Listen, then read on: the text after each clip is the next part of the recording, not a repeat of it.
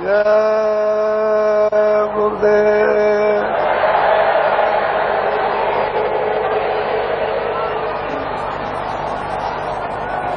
जय गुरुदेव।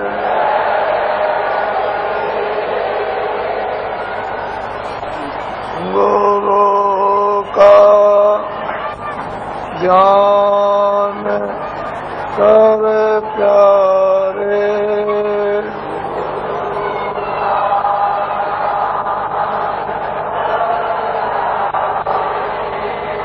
गुरु का ध्यान कर प्यारे,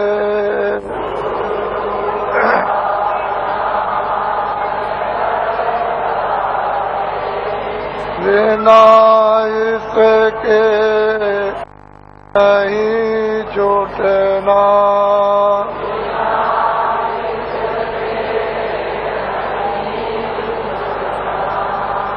नाम के रंग में रंग जा,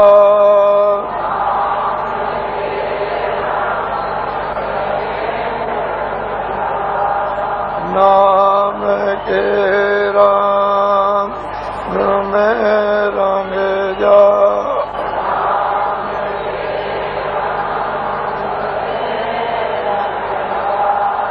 मिले तो दाम निज अपना,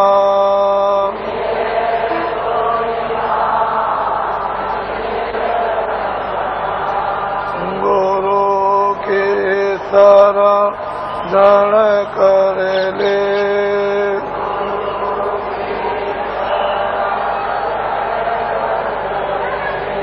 गुरु के शरण कर ले,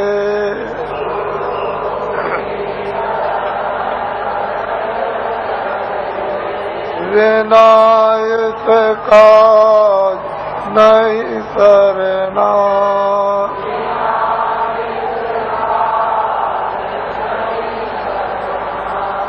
लोभ और मान क्यों चाहे,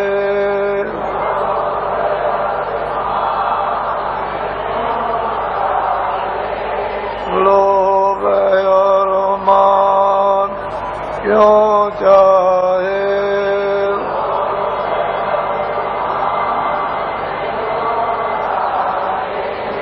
पड़ेगा फिर तुझे देना,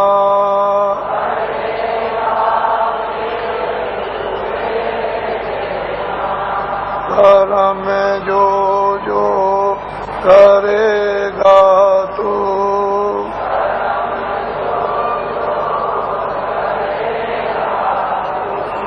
कर्म में जो जो करेगा तू,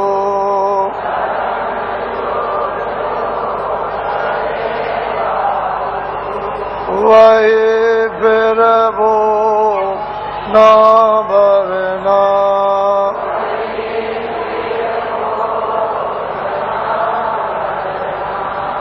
यक्ष के जाल पे ज्यों त्यों,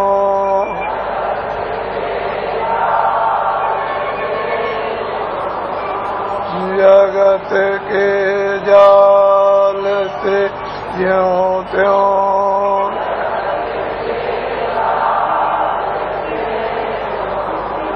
हटो मर्दान जी करना,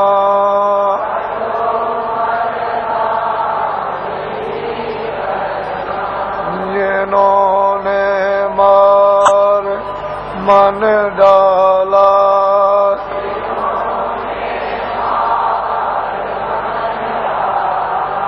जिन्होंने मार मन डाला,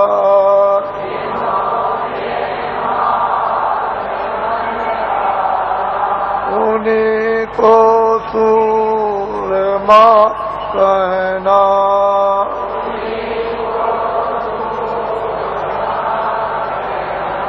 बड़ा बैरी ये मन गठों में,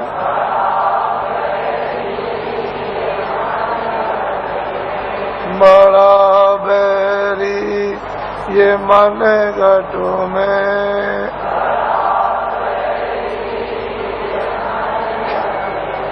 किसी का जीना कठिनाई,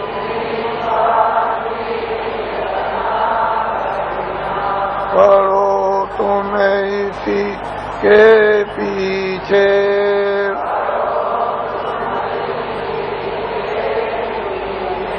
पढ़ो तुम्हें इसी के पीछे,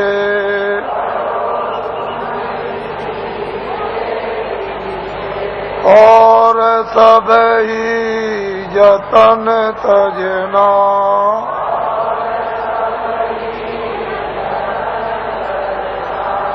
गुरु का ध्यान कर प्यारे,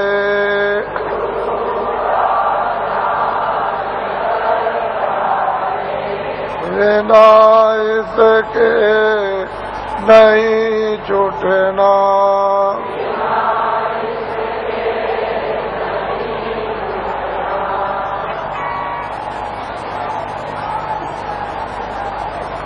जय गुरुदेव, जय गुरुदेव, जय गुरुदेव, जय गुरुदेव नाम किसका,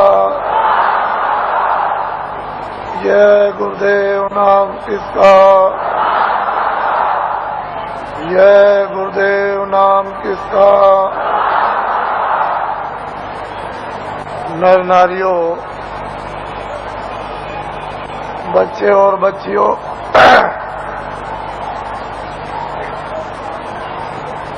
लोग अपने अपने गृहस्थ आश्रम में जब संसार का सब अनुभव बच्चों का, भाइयों का, माता पिता का, पत्नी और पति का जब गृहस्थ आश्रम में अनुभव कर लेते थे तो अंत में मोह ममता को त्यागने के लिए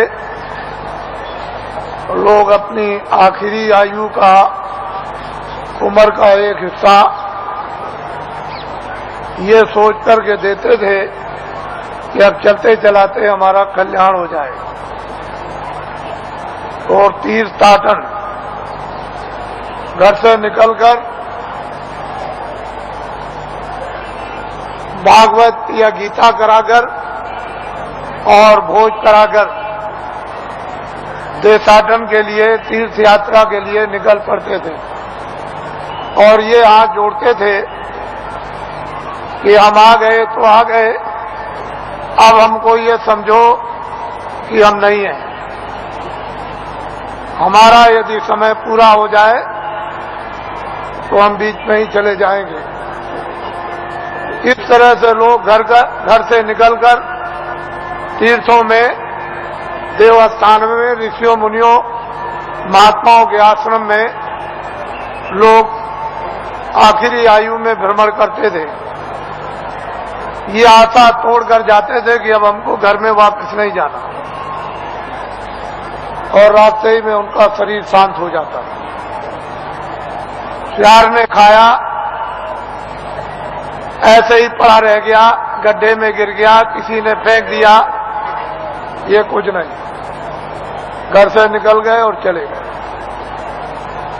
पहले सभी आश्रमों में ये नियम था, अब ये कहा गया, अब ये बताया गया कि गृहस्थाश्रम में रहो और आपको सच्चा सत्संग,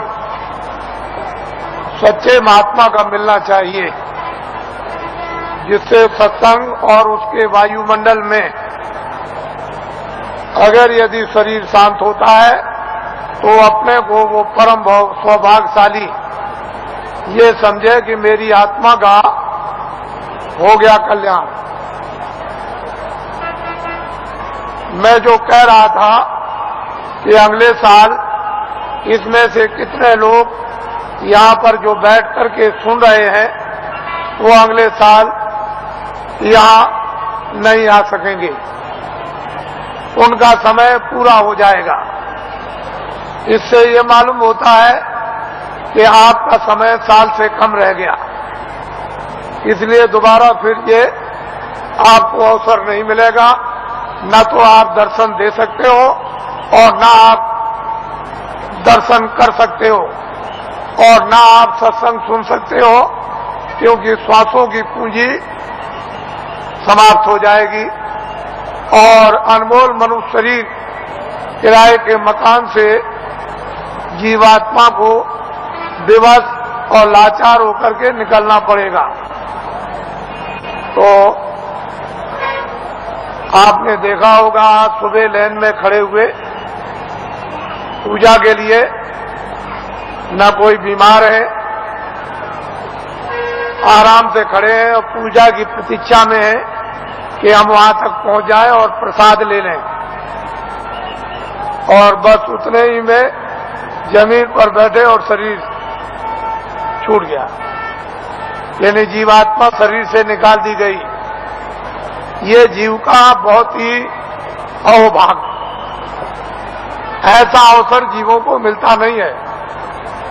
ऐसे वायुमंडल में, ऐसी देखरेख में, ऐसे संकल्प में, ऐसे संदेश में, मालिक की याद में, उसकी पूजा में अगर श्वासों की पूंजी समाप्त हो जाती है और शरीर से जाना पड़े तो उसकी संभाल हो जाती है, वो जीव इधर उधर नहीं जा सकता। महात्माओं को मालूम है ये जीव कहाँ जाएगा और इसका हिसाब किताब कहाँ पर होगा, वो पूरा उनको मालूम है। जिस तरह से खुली आंखों से आप हमको देखते हो, बाहर की शरीर की आंखों से, और मैं आपको देखता हूं, इसी तरह से अंतर्ज्ञान दृष्टि के द्वारा वो सब कुछ दिखाई देता है कि जीव इधर से जैसे ले जाए जाते हैं वो कैसे जा रहे और कहाँ इनका हिसाब होता है। ये महात्माओं को सब मालूम। पिछली किताबों में महात्माओं ने बहुत कुछ आपके लिए निराकरण कर दिया है और उन्होंने आपको बहुत विश्वास दिला दिया, उसके कहने की जरूरत नहीं है। तो दो आदमियों का यहाँ पर शरीर छूट गया और कल दोनों के दोनों ही गए।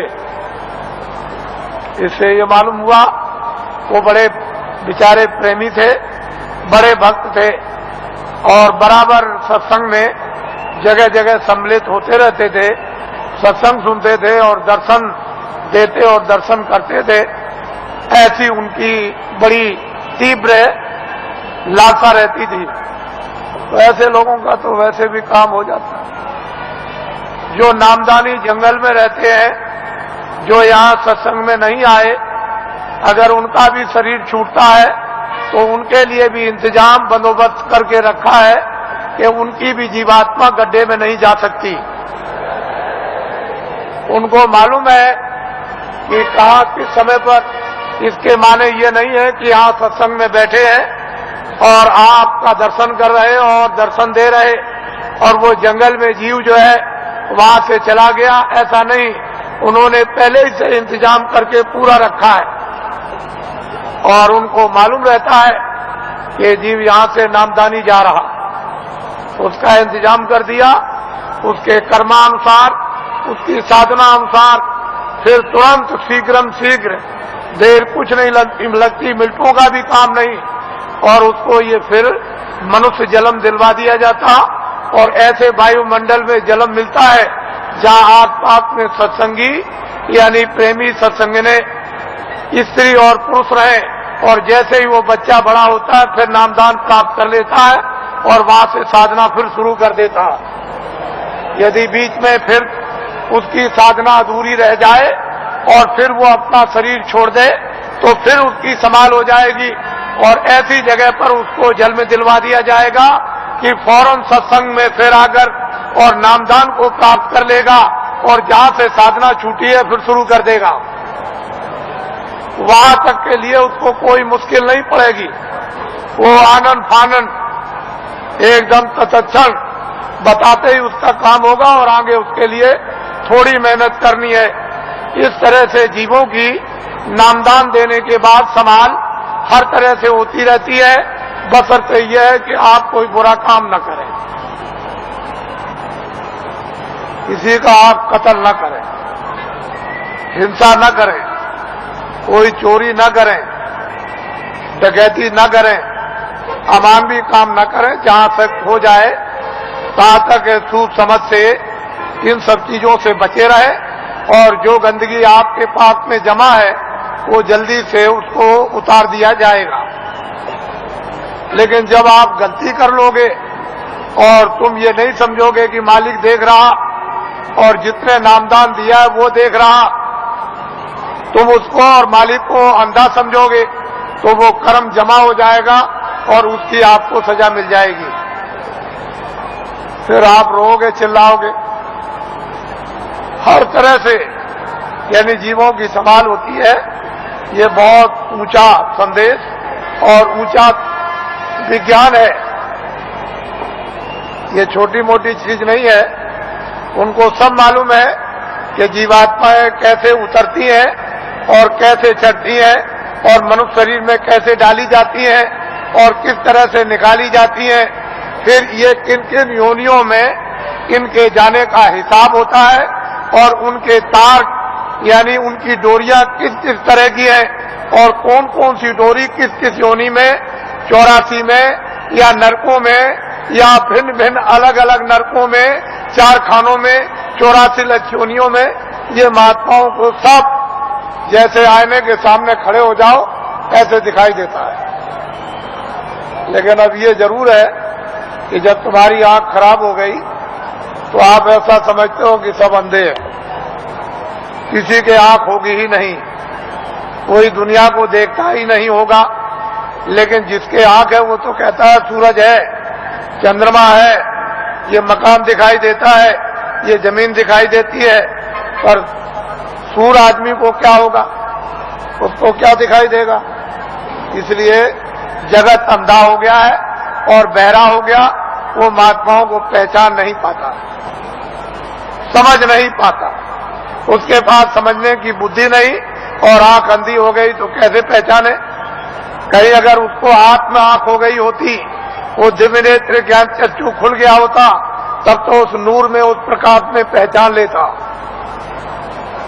तो हिंदुओं और मुसलमानों और सिखों और ईसाइयों, ये जाति दौलत, ये जन्म जात की संपत्ति महात्मा फकीरों के पास सबकी है। जो भी इच्छा करे, हिंदू, मुसलमान, सिख, ईसाई, वो महात्माओं के पास जाकर के इस दौलत को ले आए, इस संपत्ति को ले ले। ये सबकी है, किसी एक की नहीं है। और जो इसमें भाव भक्ति करेगा उसको ये दौलत मिल जाएगी। भक्ति नाम किसका है? आज्ञा का पालन, और कोई भक्ति नहीं। भक्ति नाम कोई तस्वीर देखने का नहीं। तुमने मंदिर में मूर्त देख ली तो इसका नाम भक्ति नहीं, या तुमने गाना गा लिया, कोई प्रार्थना कर ली, इसका नाम भक्ति नहीं। जो महापुरुष आदेश दे उसका तुम पालन प्यार से करो, इसको कहते हैं भक्ति। यह है भक्ति। हमने राम को नहीं देखा, हमने कृष्ण को नहीं देखा, हमने तुलसीदास को नहीं देखा, हमने मोहम्मद साहब को नहीं देखा, हमने ईसा मसीह को नहीं देखा, हमने पैगंबरों को नहीं देखा, हमने योगियों को नहीं देखा, ऋषि मुनियों को नहीं देखा, तो आप किसका पालन करोगे? रामायण समझ में आती नहीं, गीता समझ में आती नहीं, कुरान समझ में आती नहीं। अगर समझ गए होते तो रहम ना आ जाता, फिर जालिम तो नहीं रहते, हृदय में दया नहीं आ जाती, निर्दयी तो नहीं रहते। लेकिन वो तो तुम्हारी समझ में आता नहीं। तो भक्ति नाम है आदेश का पालन। जो आदेश का पालन कर लेगा वो तो महात्मा बड़े दूर के देखने वाले होते हैं। वो धीरे धीरे धीरे धीरे धीरे धीरे चारों तरफ से जाल डालकर और ऐसा तुमको फंसा लेंगे। पहले कुछ नहीं बोलेंगे, धीरे से फिर फंसा लेंगे, और जब शिकंजे में आ गए तब फिर ठीक करेंगे। वो बड़े होशियार होते हैं। वो इस तरह से ठीक करते हैं जैसे एक भृंगी एक झींगुर को पकड़ते ही फौरन उसने मूंछ काट डाली बिल्कुल, और टांग काट दी, उसके पर को काट दिया और बिल्कुल उसको संपुट कर दिया कि अब न उड़ सकता है न चल सकता, बिल्कुल करके बराबर कर दिया उसको एकदम, और उसको पकड़ लिया और ले गया और छेद पर अंदर की तरफ सुराख में बैठा दिया और दरवाजे पर बैठ करके भृंगी बस फिर आवाज देता है 24 घंटे। जब उसने भृंगी ने आवाज दिया 24 घंटे के अंदर, तो उसने अपनी सारी शक्ति को झींगुर में भर दिया, तो पर भी जमे आए, उसके पैर भी जमे आए, उसकी मूछें भी जमे आई, और बस 24 घंटे के बाद जो निकला तो फौरन उसने दूसरे को पकड़ा और उसको संपुट कर दिया। तो महात्मा बड़े होशियार होते हैं, तुमको नहीं मालूम कि वो कैसे पकड़ते हैं, आपको कुछ नहीं पता, जानते ही नहीं हो। इसलिए आप ये मत समझो ये सूखा सत्संग नहीं है। आपने कल देखा अपनी आंखों से कि 4 बजे से लाइन लग गई और सारी रात जाड़े में बैठे रहे, तो आपको ये जानना चाहिए कि सारी रात जगह एक तपस्या की, ऊपर से सर्दी थी और लाइन में धीरे धीरे बैठ करके खिसके हैं, धीरे धीरे आए और लाइन अभी तक लगी हुई है। अगर इसको देख करके तुमको अगर कुछ भी देश का और तुमको धर्म का और अध्यात्मवाद का और मोहब्बत प्यार और महात्मा फकीरों और सेवकों का अगर अनुभव नहीं होता है तो तुम्हारी बुद्धि जानवरों से भी गई गुजरी। फिर तो मैं ये कहूंगा कि जानवर ही अच्छे, आदमी अच्छा नहीं। इस दृश्य को आप देखिए, इस दृश्य को वैसे मेरे पास ऐसा रास्ता है कि मैं 4 ही घंटे में इसको निपटा दूं, लेकिन मैं ये दिखाना चाहता हूं कि देवियां कैसी बैठी हैं कतार लगाकर, पुरुष कैसे बैठे कतार लगाकर क्या इंतजारी कर रहे हैं और इस ठंडी में किस तरह से तपस्या कर रहे बैठे हुए हैं, ये आपको दिखाना चाहते हैं। ये महात्माओं का गोपनीय राज है। ये राज और रहस्य कुछ दिनों के बाद आपकी समझ में आएगा, अभी तो नहीं आ सकता। इसमें अगर आध्यात्मिकता का कहीं मसाला न होता, सच्चा और सत्य, तब तो आप बहुत दूर चले गए होते। ये तो असली चीज है और वही सबको घूम फिर करके उसी जगह पर आ जाना।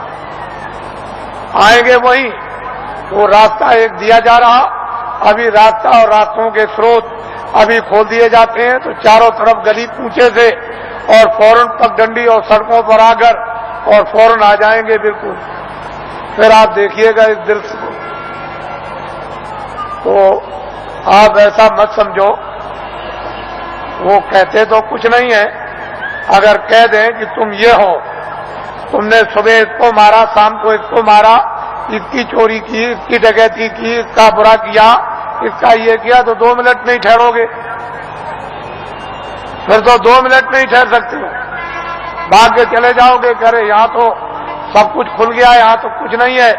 लेकिन वो धीरे से पोसीदा रखकर वो धीरे धीरे धीरे धीरे जब रास्ते पर ले आएंगे और बांध लेंगे, तो कहेंगे अरे बेटा, ए बच्चे, तूने बहुत कुछ कर लिया, ये काम किया है। तब उसका होश उड़ जाएगा और वो अपनी जगह पर आ जाएगा। वो आदेश उसको मिलेगा, उसका पालन करेगा, उसका नाम है भक्ति।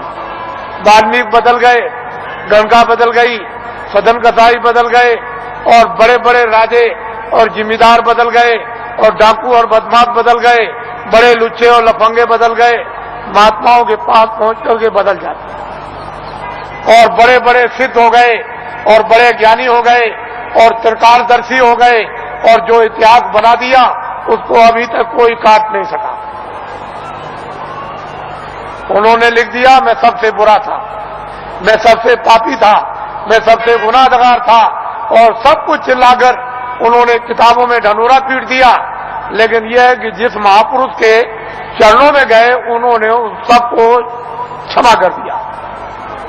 उसके बाद में मसाला है, जड़ी है, औषधि है, बूटी है, उसको लगा करके और सबको धो डाला। तब उसको स्वच्छ और साफ और निर्मल और शुद्ध और पवित्र उसको कर दिया, उसकी तब महिमा होती है, तब गुणगान होता, तब भक्त और भगवान की लीला होती है। नहीं तो वैसे तो कौन भगवान को पहचान सकता है?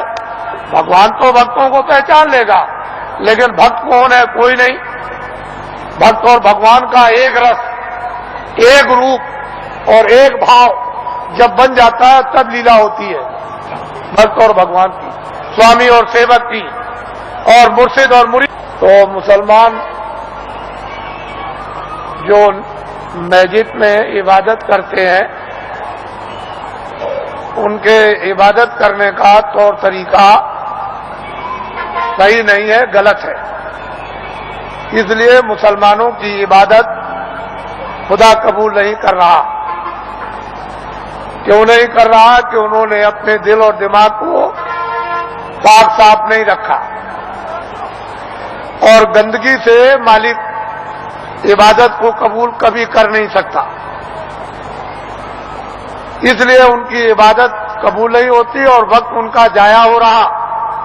और ये जिस्म जो आपको थोड़े वक्त के लिए दिया गया, वक्त पूरा होते ही जैसे ही पूरा हुआ, लेकिन उन्होंने कहा जिस्म हमने इबादत के लिए ही दिया है कि इबादत से तुम अपनी रूह को जगा लो और नजात में पहुंचा दो मौत के पहले।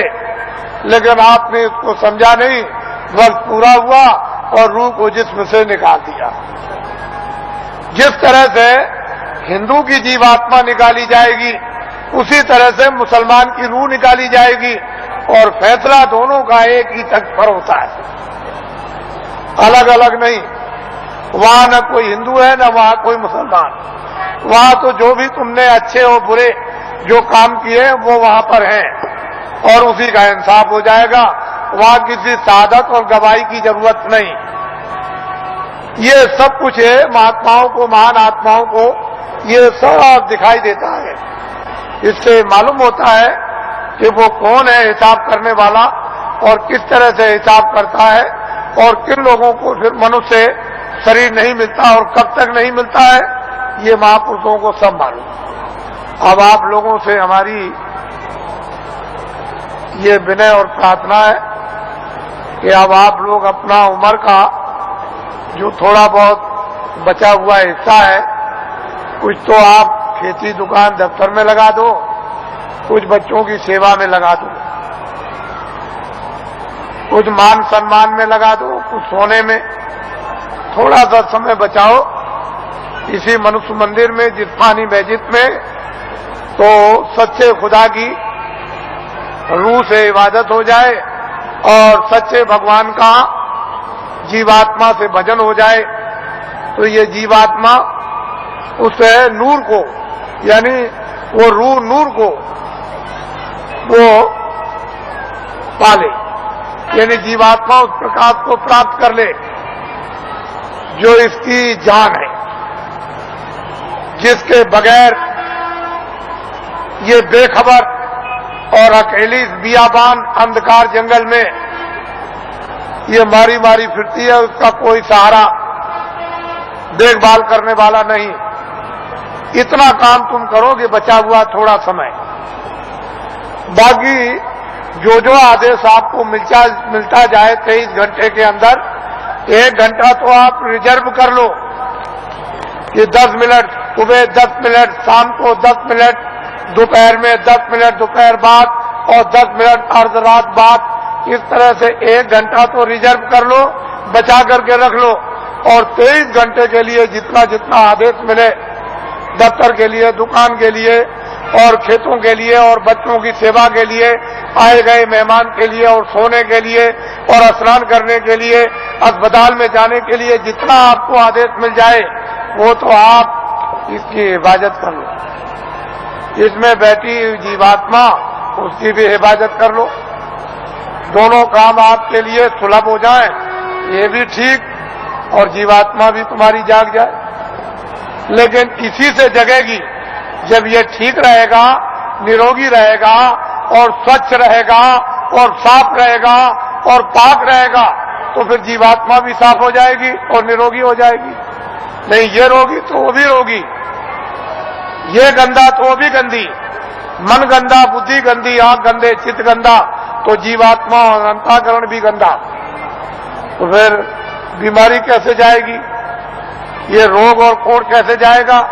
तो इसलिए आप थोड़ा रिजर्व करो अपने समय, फिर थोड़े ही समय के बाद जब नशा उतरने लगेगा तो अफीम का नशा कुछ नहीं, शराब का कुछ भी नशा नहीं, ये वो नशा है कि एक बार पी लो तो फिर कभी चढ़ी उतरती नहीं है। मेरे पास बहुत से लोग आते हैं और बड़े बड़े प्रलोभन दिए कि चलो आप ही को प्रधानमंत्री बना देंगे। अरे मैंने कि चलो, तुम एक प्रधानमंत्री नहीं, लाखों और करोड़ों, उसकी भी जरूरत नहीं है, वो तो कूड़ा कचरा है। प्रधानमंत्री का स्थान कूड़ा कचरा बदबूदार है, ये सब तुम्हारा कोई असर लगने वाला नहीं है, इसको छोड़ दो। धन और दौलत ये सब छाया है, ये वक्त से ये सब अलग थलग, और ये भी छाया, ये मैल है। देखते देखते मिट्टी का मिट्टी में, वायु का वायु में, अग्नि का अग्नि में, और आकाश का आकाश में, ये सब का सब जल का जल में मिल जाएगा और कुछ भी पता नहीं चलेगा कि ये कहाँ चले गए। और जीवात्मा जिसके कारण ये चलता फिरता बोलता है, ये बादशाह कहलाता, सेठ साहूकार कहलाता, विद्वान कहलाता और बड़ा बहादुर और दानी कहलाता, वो तो निकल जाएगा, उसका भी पता नहीं। उसी के पते के लिए अनमोल मनुष्य शरीर आपको दिया गया, इसमें बैठकर उसका पता लगा लो और इन्हीं इंद्रियों के द्वारा तुम जो है उस छाया पर, यानी कागज पर लिख मारो कि मैंने उसको देखा, जिसका कभी नाश नहीं होता है, जो चलता फिरता बोलता नहीं, जिसके यहाँ कभी सुबह शाम नहीं होती है, जिसके यहाँ कभी रात्रि और दिन नहीं होता, और सूरज और चांद कभी निकलता नहीं, वो एक रस रहने वाला। इसलिए आप थोड़ा समय बचाओ, ये हमारी विनती और प्रार्थना है। हम तो वर्षा आदेशानुसार ये देते हैं, लेकिन उसको संभाल करके रखो। हमारी बात अच्छी तरह से समझ लो। तुमने अगर किसी की नाक काटी है सुबह, तो वो सब फिल्म में आ गई। शाम को तुमने गर्दन काटी तो सब फिल्म में आ गई। वो रो रहा, चिल्ला रहा, सामने पड़ा। मारने वाला भी है, मरने वाला भी। किसी की टांग काट दी, हाथ काट दिया, रात को चोरी या दिन को की, दिन को डकैती या रात को, या आपने और कोई अमानवी काम, ये सब फिल्म में, फाइल में सब छपता जा रहा। और जब तक वो कुछ नहीं बोलेगा, जब तक आपका समय पूरा नहीं होता, और जैसे ही समय पूरा हुआ पूरी फाइल खुल जाएगी। तो आप वहां ये तो नहीं कह सकते हो कि मैंने नहीं मारा, मैंने नाक नहीं काटी हूं, तो सामने होगा और तुम भी सामने होगे, और चाकू चलाते होगे, तुम वहां बंदूक चलाते होगे, लाठी चलाते होगे, तुम चोरी करते होगे, तुम डकैती डालते होगे, सब वहां पूरा का पूरा वो वहां तस्वीर है। तो आप क्या इनकार कर सकोगे? ये बदले देने पड़ेंगे। जब आपको ये अदले और बदले, तुमको दान के, पुण्य के, किसी की सेवा करने के, सम्मान करने के, तुम आदर करोगे, तुम पानी पिलाओगे, खाना खिलाओगे, दवा दे दोगे, और किसी मरीज बीमार की सेवा करोगे, ये सब वहां छप जाएगा। तो ये अदला और बदला।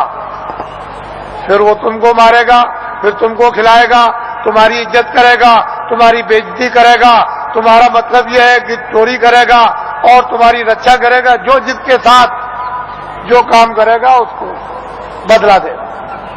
इस बदले बदले से कोई चूक नहीं सकता।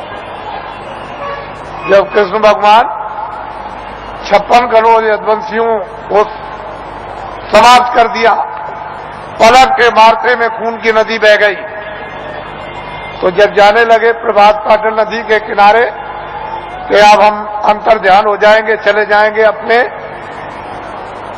गोलोक को,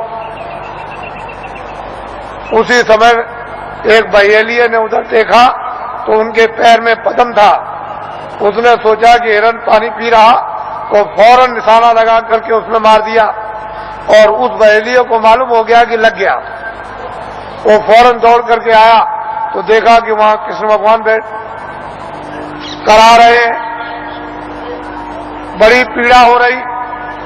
तो उसने कहा, अरे भगवान ये क्या हो गया, मैंने तो सोचा था कि हिरण पानी पी रहा और यहाँ आप निकल आए, मैंने तो बड़ा अपराध किया। कह लगे, भाई तुमने कुछ नहीं किया, मैंने रामा अवतार में पेड़ की ओट में होकर के हमने बाली को मारा था और बाली बहेलिया बना, तो फिर वो द्वापर में कृष्णा अवतार में उसने अपना बदला ले लिया। जब ऐसी ऐसी शक्तियों से ये बदले नहीं चुक सकते हैं, उनको भी बदला देना पड़ेगा। तो तुम्हारे पास तो कोई शक्ति और ज्ञान नहीं, तुम कोई योगी तो हो नहीं, तुम तो मतलब यह है कि आज सिद्धि प्राप्त करने वाले तो हो नहीं, तो तुमको तो ये बदले देने ही पड़ेंगे। जब ऐसी ऐसी शक्तियों को देना पड़ा और किताबों में लिख दिया कि ये हमसे भी बदला नहीं चुक सकता, हमको भी देना होगा, लेकिन संत इस बदले को चुका देते हैं। उनके पास बदले के चुकाने का मसाला है, योगियों के पास नहीं है, सिद्धों के पास नहीं, ज्ञानियों के पास नहीं, तत्वदर्शियों के पास नहीं, संतों के पास में इसका मसाला है, इसको चुकाने का, और किसी के पास नहीं। तो आपको तो ये भेद मालूम है नहीं, फिर आपने तो कृष्ण को देखा नहीं कि आप जल्दी से कहोगे कि नहीं हम भी हैं। फिर जब आपने देखा नहीं तो पूजा किसकी कर रहे हो? अरे किताब में लिखा है कि तुम जाओ, अगर मुझको पाना चाहते हो, मेरा दर्शन करना चाहते हो, मेरे लोक में आना चाहते हो, तो जो मुझको पा चुके हैं तत्वदर्शी, जिन्होंने अपनी जीवात्मा को जगाकर और ज्ञान चक्षु द्वारा जिन्होंने मेरा साक्षात्कार किया है, तुम उनके पास चले जाओ, वो मेरा भेद बताएंगे और उनकी कृपा और मदद और सहायता से तब मेरे लोक में तुम आओगे। तो ये तो कोई मानने वाला है नहीं। तो बताओ फिर पूजा किसकी हो गई? तुमने खुद को अपने को धोखा दिया, खुद को भ्रम में रखा, खुद को अंधकार में रखा और खुद भटक गए। कौन बताएगा आपको? आपकी आत्मा की कौन रक्षा करेगा, कौन संभाल करेगा? माँ बाप कर नहीं सकते, धन दौलत कर नहीं सकता, राजा कर नहीं सकता है और लोग कर नहीं सकते हैं, तो इस आत्मा की रक्षा कौन करेगा? जो किताबों में लिखा हो आपकी समझ में आता नहीं। आप तो किसी महात्मा महान आत्मा को खोजते नहीं हो, और आपके पास भी चला जाए तो आप उसको पहचानते नहीं। इसलिए ये दिन ऐसे बुरे आए कि महान आत्माओं की बड़ी अवहेलना हुई, बड़ा तिरस्कार हुआ, बड़ी गाली गलौज, बड़ा उनका अपमान हुआ, बड़े शब्द भद्दे शब्दों से प्रयोग किया गया। लेकिन हमारा देश तो ऋषि मुनियों का, साधु संतों योगियों का देश है। फिर पीछे आपको अपनी जबान गंदी करोगे, मैली करोगे, पीछे पश्चाताप करना होगा। इसलिए सोच समझ के शब्द निकालो। तुम सब कुछ करते हो दुनिया में, लेकिन संतों महात्माओं के प्रति संभाल कर शब्द निकालो, ऐसे नहीं। तो इसलिए वो मनुष्य है जो अपनी जबान को संभाल करके रखते हैं और धीरज रखकर विवेक से काम लेते हैं, बुद्धि का उपयोग करते हैं। लेकिन बुद्धि ही नष्ट हो गई हो और बुद्धि पर पागलपन का असर आ गया हो, जहर फैल गया हो, तो बुद्धि बेचारी क्या करेगी? वो क्या समझेगी? भूत का, भविष्य का, वर्तमान का, योगियों का, महात्माओं का, आत्माओं का, ज्ञान का, विज्ञान का, उसकी समझ में क्या आएगा? तो इसलिए समुद्र भरा है आपके मनुष्य मंदिर में, और महात्मा ये सब कर्मों को चुका देते हैं। कहीं सेवा कराकर, पानी पिलाकर, कहीं दवा दिलवाकर, कहीं रोटी खिलवाकर, कहीं झाड़ू लगवाकर, कहीं रास्ता बता करके रास्ते में खड़ा करके, कहीं बैठा कर सर्दी में, कभी गर्मी में, ये धीरे से यानी कर्मों को चुका देते हैं। उनके पास में रास्ते हैं चुकाने के, और अदला बदला जब चुका दिया तो बस छुट्टी पा गए। जब तक तुम अदले बदले नहीं दे सकते हो, तब तक कोई भी जीव काल के देश से, ये नरकों से 84 से कभी छुटकारा पा ही नहीं सकता। तो महात्माओं के यहाँ भाग भाग के रास्ते चुकाने के हैं, वो जरा से काम से चुका देते। उसको भी बुला लिया, उसको भी बुला लिया, मद्रास से भी बुला लिया, हिमाचल से भी बुला लिया, जंगल से भी बुला लिया, शहर से भी बुला लिया, हिंदू को भी बुला लिया, मुसलमान को और सिख को भी बुला लिया, और गरीब को भी बुला लिया, और अमीर को भी बुला लिया, और बुला करके बस एक दूसरे की सेवा करा देते हैं, सेवा दिलवा देते हैं और कर्मों को चुका देते हैं कि भाई अब कर्म चुक गया। तुमने नहीं सुना कि सेठ साहूकार जब कर्जा बांटते हैं और कर्जदार जब देने के लायक नहीं होता तो अंत में सेठ साहूकार कहते हैं अच्छा जो तू दे सकता है मूल दे दे। तो कह लगे सेठ जी हम इतना दे सकते हैं, हमारे पास सामर्थ्य नहीं। क्या अच्छा ला दे दे, जहां मैं अपने कागज से तुझको माफ करता हूं और ब्याज भी छोड़ देता हूं, तो छोड़ देता।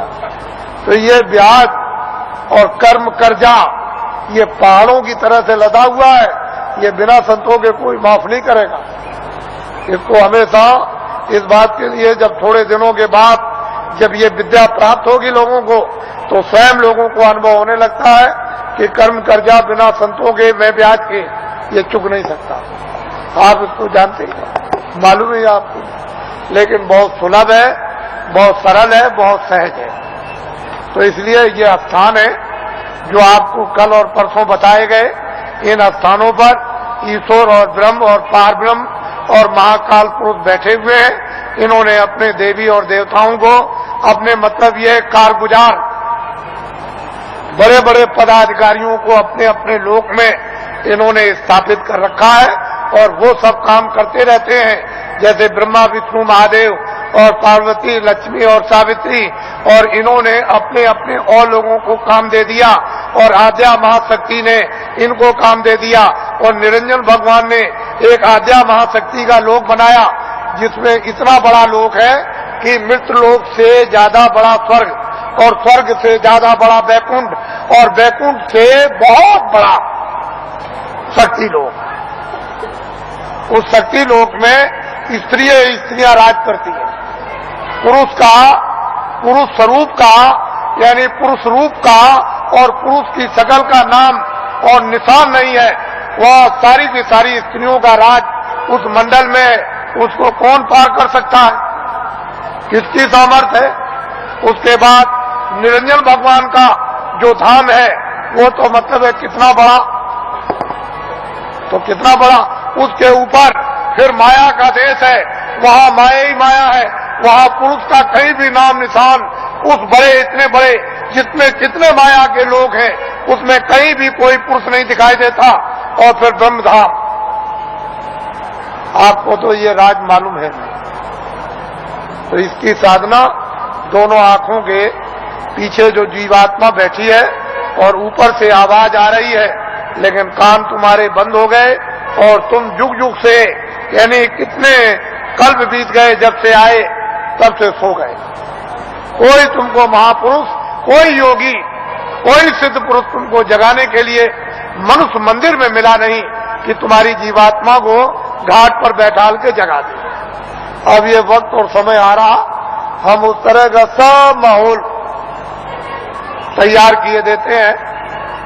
जब सब चीज तैयार हो जाएगी, खरपतवार जब तैयार हो जाएगा और वो गीला ना हो, सूख जाएगा, तो बस ऐसे माचिस लगाई तो वो 11 रुपये जब माचिस लगेगी तो भक पेट्रोल की तरह से भक आग लग जाएगी, तो जल भून करके तुम्हारे सब पाप भस्म। इसको कहते हैं 11 रुपये अग्नि। ये जब प्रज्वलित होगी तब देखिए आप क्या होता है। तो हम तो ये वो दिन आपको बताना चाहते हैं कि स्त्रियां भी और पुरुष भी यहीं से बैठकर दिन में काम करेंगे और रोज स्वर्ग में जाएंगे, वैकुंठ में जाएंगे, उधर देवी देवताओं का दर्शन करेंगे और वहां ब्रह्मा विष्णु महादेव उनका भी दर्शन करेंगे और उसके ऊपर भी जाएंगे और रोज लौट करके चले आएंगे और खेती भी करेंगे, दुकान और दफ्तर का भी काम करेंगे और शाम को बच्चों की सेवा और बैठ जाएंगे और फिर निकल जाएंगे। बड़े ध्यान से आप सुनिए, ये आसक्त रहित ये परिवार होगा जैसे राजा जनक थे। उनको राजकाज आदेश का पालन करना था, उसको कोई मोह ममता नहीं थी, निर्लेप थे, जिसको कहते हैं विधेय। कोई आसक्ति ना हो उनको, उसको विधेय। उनकी जीवात्मा जाग गई। हम उस चीज की आपको तैयारी करके धीरे धीरे उसी तरफ जा रहे हैं। ये तैयारी हो जाए और इतनी प्यास लगेगी कि तुमसे उस समय ये कहा जाएगा कि तुम लोग प्रधानमंत्री बन जाओ, तुम मुख्यमंत्री बन जाओ, ले तुम राजा बन जाओ और तुम ये बन जाओ, तो तुम फौरन फेंकोगे कि हमको नहीं बनना की जरूरत हमको नहीं है, हमसे ये काम नहीं हो सकता। अरे भाई वो चीज तो कुछ और है, तुम यहां मरे जा रहे हो वैसे ही बेमतलब। अरे महात्माओं के पास आकर के कुछ काम करो तो कुछ काम भी हो जाए, महात्माओं के आदेश का पालन करो, दुनिया सब समझ में आ जाए, गृहस्थ आश्रम भी, समाज भी और देश भी समझ में आ जाए और तुम सब लोग निर्लेप रहो और शरीर का, परिवार का, सब तरह का क्षणिक सुख भी ले लो और आत्मा को जगा करके सच्चा आनंद प्राप्त कर लो। असली काम क्यों नहीं, नकली में फंसे फंसे फंसे फंसे। और ये जो नशे चढ़ा रखे आपने, एक नशा, कितने नशे तुमने चढ़ा रखे, और नशों को जो आप पे चढ़ा रखा है तो किस तरह से तुम बदहोश हो, होश ही नहीं, कुछ होश नहीं है। तो इसलिए आप थोड़ा सा समझ से काम लो, बुद्धि से, और जाग करके संदेश सुनो, सो करके मत सुनो। वही मनुष्य है जो जाग करके सुनता और फिर वो अमल करता है। जैसे वस्त्र पहन लिया तो ठंडी दूर हो जाएगी, गर्मी दूर हो जाएगी, बरसात की हवा नहीं लगेगी, लेकिन जब तुम उस वस्त्र का अमल ही नहीं करोगे, वस्त्र पहनोगे नहीं, शील, क्षमा, संतोष, विनय, विवेक, ये एक वस्त्र है जो पहन लिया जाता है, तो काम, क्रोध, लोभ, मोह, अहंकार पता नहीं किधर चले गए। अभी आपने इसका वस्त्र पहना तो आपको क्या मालूम होगा कि वस्त्र कपड़ा कैसा होता है। तो आप लोग आज, क्योंकि बहुत से लोग सुबह भी आ गए, रात को भी, नामदान तो कल हुआ था, ये नामदान सर्वोपरि दान है। इसको ऐसा मत समझिए, वक्त और समय आएगा तो लोग बहुत भटकेंगे इसके लिए। जो आज इसकी अवहेलना, तिरस्कार करेगा, उसको 200-200 मील, 400-400 मील, 500-500 मील दौड़ करके जाना पड़ेगा। ये अभी से मेरी बातों को याद रखिए, ये नामदान सर्वोपरि दान है और ये आत्मा के धन का दान है, आत्मा के ज्ञान का, आत्मा की सिद्धि का और आत्मा की शक्ति का और आत्मा के अमृत का ये सच्चा दान है। ये बाहर का वो छाया का दान नहीं है। इसलिए वो मंत्र नहीं है जो गुरु मंत्र, ये गुरु दीक्षा नहीं है, ये आत्म मंत्र है, आत्म दीक्षा है, इसलिए इसको नामदान कहते हैं। आप लोग इसको सम्मान से ले लो और ये सबके काम आएगा। हिंदू, मुसलमान, सिख, ईसाइयों के, छोटे बड़े, बच्चे और बच्चियों के, ये अमूलक वस्तु है, ये हीरे जवाहरात से नहीं मिलेगी, चाहे जितना भी दुनिया में बांटो। जब उस प्रभु की कृपा हो जाएगी उन महात्माओं पर तभी वर्षा होगी, इसके पहले कुछ छेड़ने वाला नहीं, पत्ता नहीं हिलेगा। लेकिन जो दया उनकी हो गई कि इन आत्माओं को अवसर दे दो, इनको मौका दे दो, इन पर वर्षा कर दो और ये बीज डाल दो, जब वो ऋतु और समय आएगा तो जम जाएगा। महात्मा फकीरों की मेहनत व्यर्थ नहीं जाती। तो मैं आदेश का पालन कर रहा हूं और ये सर्वोपरि आत्मदान आपको दे रहा हूं, उसको आप सम्मान से ले लो। और 2 मिनट, 4 मिनट, 5 मिनट, 1 मिनट, आधे मिनट मनुष्य दरवाजे पर, मनुष्य आत्म दरवाजे पर बैठकर आप जिस तरह से बताया जाए उस तरह से आप भजन करो। यहीं पर अगर दरवाजे पर बैठ करके आपने भजन कर लिया तो रिद्धियों सिद्धियों का सबका भंडार उदय हो जाएगा। यहीं से सब चीजें मिलने लगेंगी। लेकिन दरवाजा नहीं मिला और वहां बैठ करके भजन नहीं किया तो कुछ मिलने वाला नहीं है। वैसे ही खाली आए हो, अज्ञान में आए और अंधकार में आए रोते हुए आए, जब जाने का समय होगा तो ज्ञान रखवा लेगा, देखना रखवा लेगा, सुनना और बोलना रखवा लेगा, और एक पीछे से ठोकर मारकर रवाना कर देगा। इसलिए आप लोग संभल करके रहो। हम तो कोई जय गुरुदेव है नहीं। इस किराए के मकान का नाम आपका ही रखा हुआ, जो रखवाया होगा उस समय के पंडितों से, यह नाम तुलसीदास है। और जय गुरुदेव नाम उस परमात्मा का, ईश्वर का, भगवान का, उस सर्वशक्तिमान, उस ब्रह्म का, उस अल्लाह ताला यानी खुदा और गाड का नाम। ये किसी इंसान आदमी का नाम नहीं। तो जो नाम मैं भगवान का बोलूंगा सब लोग एक साथ बोलेंगे, आगे पीछे नहीं। जो नाम बोलता जाऊं सब लोग उच्चारण करना, जिससे हमको मालूम हो कि आप शुद्ध नाम का उच्चारण कर रहे हो।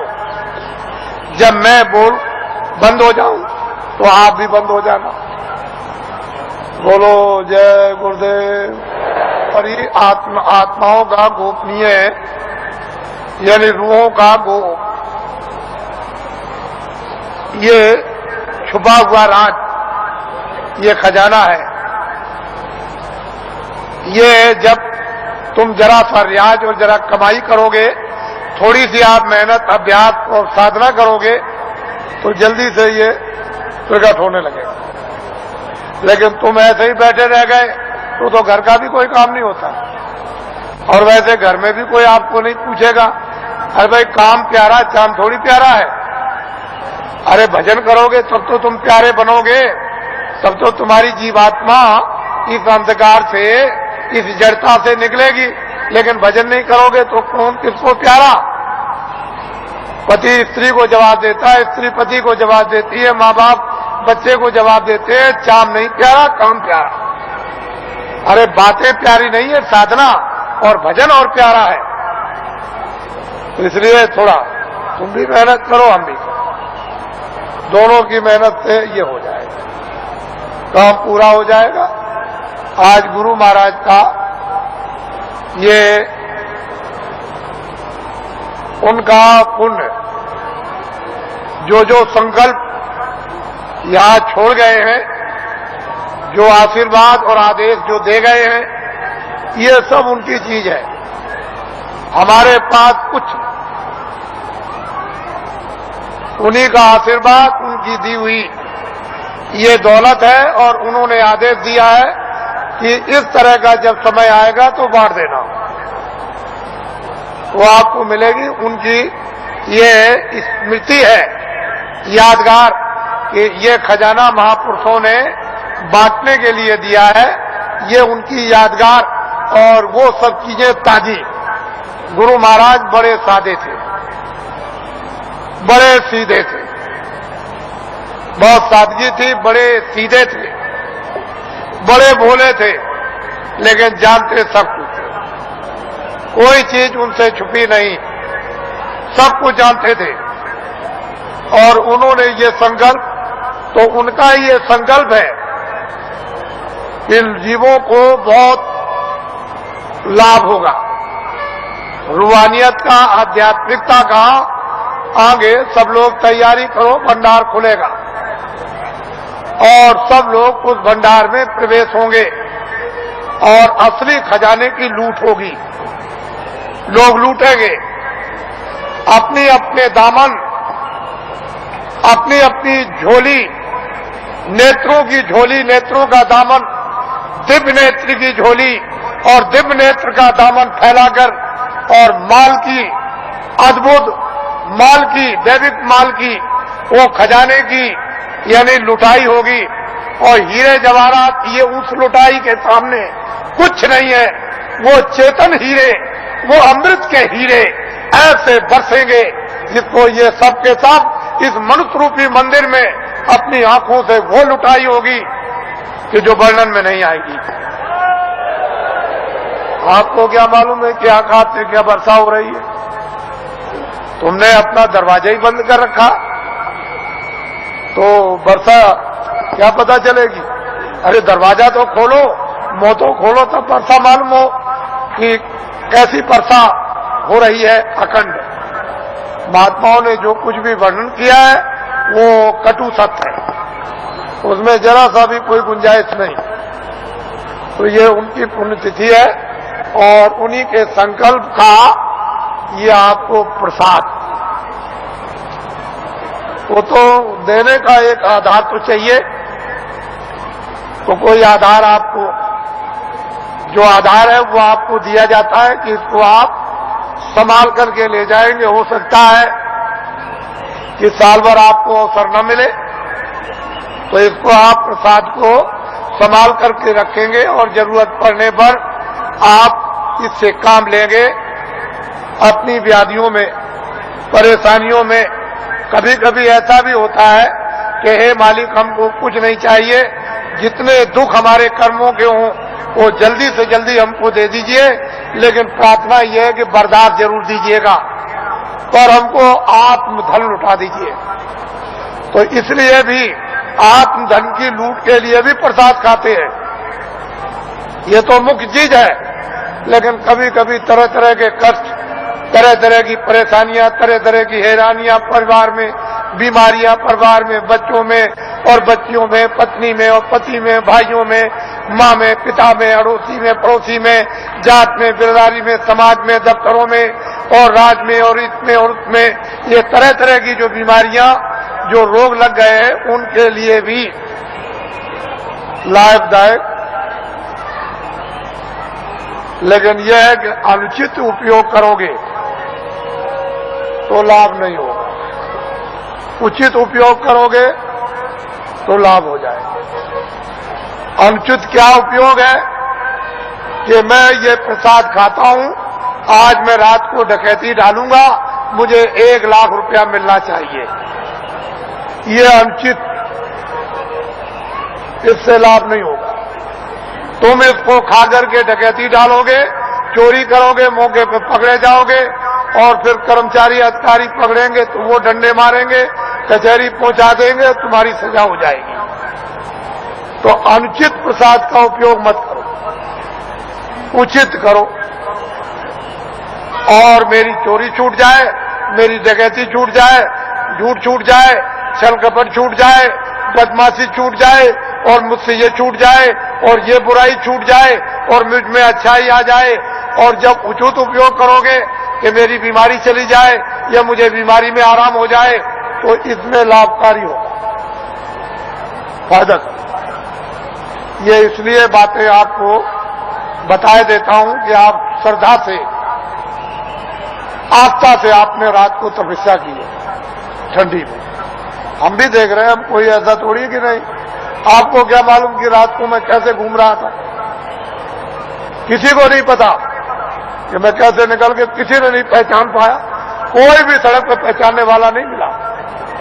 तो आपको तो ये जानना चाहिए कि मतलब यह है कि मैं देखता हूं, ऐसा थोड़ी है कि मतलब मैं अंदर घुस गया तो मैं देखूं और समझूं नहीं उसको। तो ये सब मैं देखता हूं कि आप अंगों से तपस्या कर रहे हो और तपस्या का फल आपको मिलेगा। ठीक है, आपने शरीर से गुनाह किए हैं, बुरे काम किए, पाप किए हैं, आपने, ये ठीक है कि आपके ऊपर जमा है, लेकिन तपस्या अपनी जगह। वो तो धीरे धीरे धीरे धीरे जिसका ढेर ज्यादा हो जाएगा और फिर एक दूसरे में मिलने लगेगा, तो मिलकर के एक दूसरा अच्छा और खराब खून शोधन करके और खराबी को निकाल देता। वो तो अपने तरीका है। लेकिन यह है कि तपस्या तो तपस्या ही है। तो आपको मैं और कुछ नहीं कहूंगा, क्योंकि ये गुरु महाराज की ये विशेष कृपा और दया यादगार दिन है। आज मैं आपके सामने नामदानी देकर इसको समाप्त करूंगा। ये लोग जो अभी प्रसाद ले रहे हैं वो उसी तरह से, यानी प्रसाद को ले लें, अच्छा रहेगा और वो उनके लिए जरूरी है। ठीक है, आप इधर आओगे तो ठीक है, लेकिन वो भी संकल्प ही किया, यानी दया मांगी हुई है। तो जब दया मांगी हुई है और वो एक आपके लिए सुलभ है, तो आप क्यों इधर उधर यानी हाथ पैर पीठ पटकते हो? जो चीज मिल रही उसको तो पहले ले लो, और कुछ मिल जाएगी वो भी ले लेना। अरे भाई, इसके माने ये थोड़ी है कि अगर कोई 10 दे तो 10 भी ले लो, कोई ये दे दे तो और भी ले लो। कोई एक दवा दे दे तो वो ले लो, और कोई उससे भी अच्छी दे दे उसको भी ले लो। तो ऐसा क्यों कि बस हम नहीं लेंगे? अरे रोग तो रोग ही है, बीमारी तो बीमारी, भूल भटक तो गुरुदेव। घर जाओ आप, फिर आप मेरी बात को सुन लें। दाए जो इस मैदान में और मैदान के बाहर इतना ही टेंटों में, रावटियों में और इस बाउंड्री के बाहर ये जो अपनी आंखों से आप देख रहे हो, इस स्थान पर 25 सालों से अगैन सुधी 10वीं को प्रतिवर्ष भंडारा हो रहा। प्रत्येक बरस 25 साल से हो रहा। कितने साल से? इसको आप लोग याद करके रखिए। ये सारी जमीनों के हमारे पास दस्तावेज है। हमने इन जमीनों को उस समय पर खरीदा है जब 150 रुपए एकड़ जमीन हमको यहां मिली। इस जमीन की कोई भी पूछ किसी तरह की नहीं थी। 200 रुपए एकड़, 400 रुपए एकड़, 500 रुपए एकड़, यानी 100 डिसमिल का एक एकड़ होता है। तब की हमारी जमीन, यानी हमने इसको 64 में लिया था। 25 सालों से भंडारा हो रहा। जहां इतना बड़ा जन समुदाय मानव बात को समझने के लिए, इस देश की संस्कृति को समझने के लिए और मोहब्बत और प्यार को जानने के लिए, राष्ट्र और मानव की सेवा, खिदमत करने के लिए जिस स्थान पर इतनी बड़ी शिक्षा दी जाती हो और सभी जनहितों के काम जितने हो वो सब किए जाते हो, तो आप लोग बुद्धिमानी से काम लो। इसमें आप लोग अपनी भावनाओं का सहयोग दो कि जनहितों के काम लोक परलोक के और भी अच्छे हों। जब आपकी भावनाओं का सहयोग मिलेगा तो मालिक की आप पर भी दया होगी और मालिक की दया का शक्तिपात आप पर भी होगा और बुद्धि जगेगी तो आपको जस मिलेगा, आपकी कीर्ति होगी। और आपको क्या चाहिए? किसी को देश में सात्विक जस, उसकी कीर्ति हो, इससे इस लोक में और कौन सा सौभाग्य प्राप्त होगा? लेकिन 25 सालों से हो रहा। एक स्थान पर मथुरा वृंदावन में किसी भी आश्रम में इतना आदमी नहीं आता। आप देख रहे हो कल नगर दर्शन फेरी, आप सब लोग सभी प्रांतों से आए हुए नगर दर्शन फेरी में पद यात्रा करेंगे, पैदल चलेंगे और जितने भी लोग कतारों से बाहर होंगे, जो सेवादार जो कतारों से बाहर चलेंगे बच्चों की संभाल के लिए, यानी उससे अलग होकर, वो तो कुछ है बोल सकते हैं, बाकी जो बीच में सबके सब चलेंगे वो सारा का सारा यानी नगर दर्शन फेरी के लिए मौन होकर के जाएगा, मौन बोलेगा नहीं। विश्राम घाट तक, यहां से चलकर विश्राम घाट तक, जहां हिंदुस्तान का मथुरा का एक विश्राम घाट स्थान बहुत प्रसिद्ध है, उस घाट तक सारा का सारा नगर दर्शन फेरी के लिए मौन पद यात्रा करेगा। सभी नर नारी जो उसमें होंगे सीधे चलेंगे, जो थोड़े से सेवा करने वालों के अतिरिक्त है, यानी वो लोग बोल सकते हैं, किसी को कुछ समझा सकते हैं, लेकिन आप मौन। हमारे कर्मचारी अधिकारियों की किसी भी व्यवस्था में कोई बाधा नहीं, जिससे कि इनका नाम बदनाम ना हो। मौन आप चलेंगे। फिर एक बात को सुन लें, जो भरी हुई सड़क जाएगी उससे जो किनारे किनारे होंगे वही कुछ ही चंद लोग मतलब आस पास में कुछ कह सकते हैं, कोई पूछे तो बहुत मीठी जबान में बोलेंगे और उतनी बात कहेंगे जितनी जरूरत, बाकी सारा का सारा नगर दर्शन फेरी के लिए पूरा का पूरा ये जन समुदाय मौन होकर के जाएगा। कैसे जाओगे? कैसे जाओगे? विश्राम घाट तक। कहां तक? विश्राम घाट पर मौन टूट जाएगा।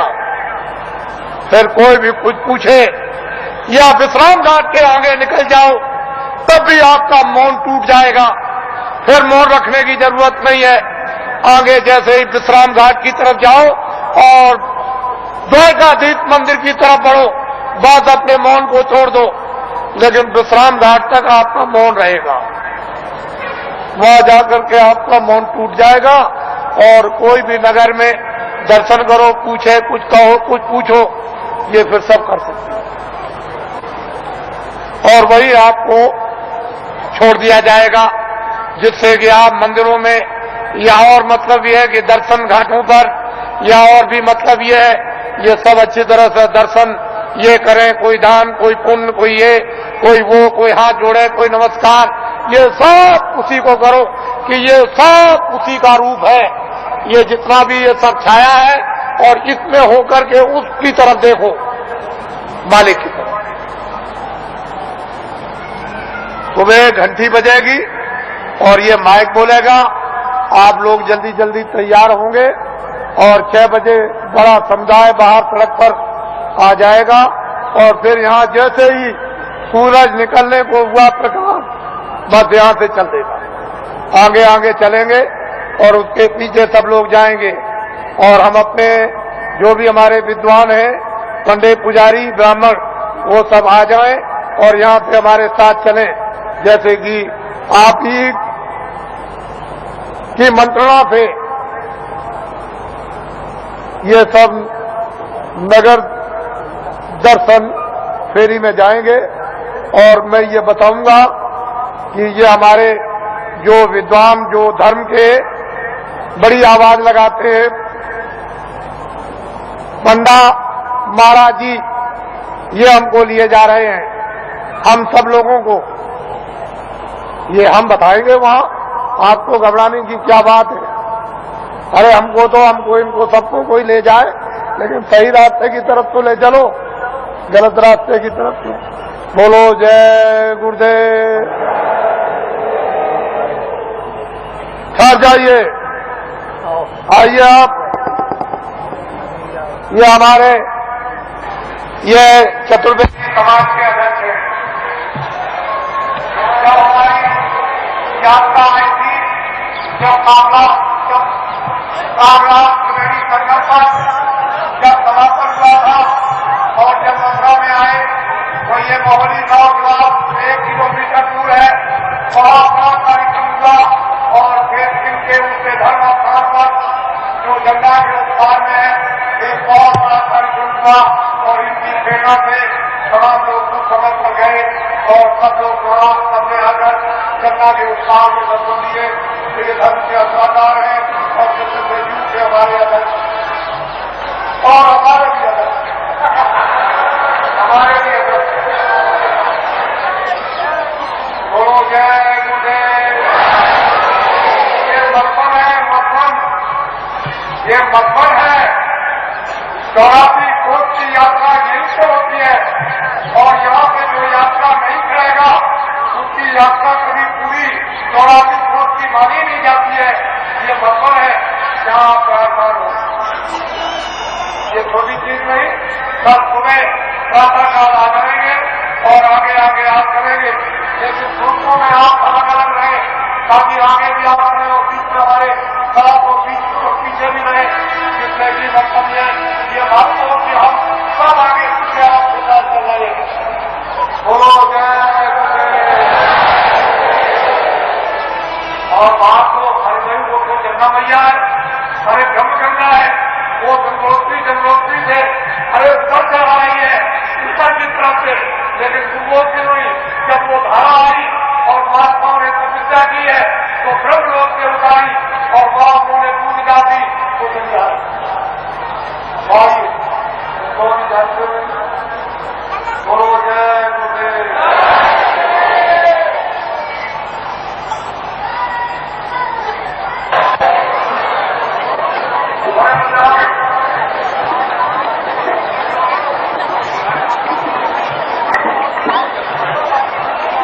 व्यक्ति का